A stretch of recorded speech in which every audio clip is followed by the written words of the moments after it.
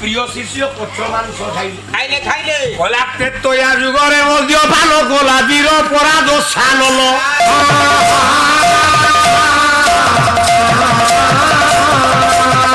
प्रत्येक दिन जे चतुर्थ मुंडरे विष पिई रावण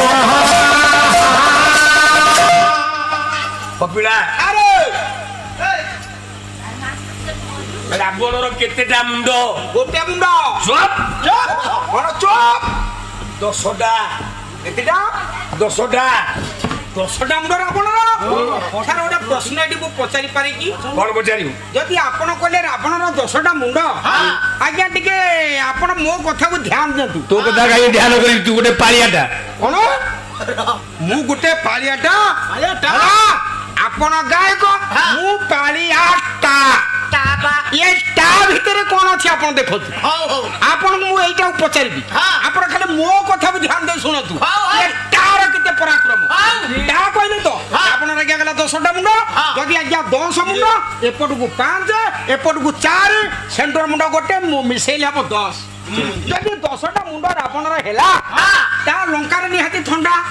शीत होउची जदि शीत होउची ताले रावण ए जो बेको गले स्पॉटिंग गजी केमति लगेबे टिके लगेई देले पिंदुना केमति से पिंदुतिला ए भाई देखो केमति पिंदे बेको गोल गोटे मुंडरा गोल होई गला के तो बेढिया रहती मुंड दस्ता ना केमति गळाची टा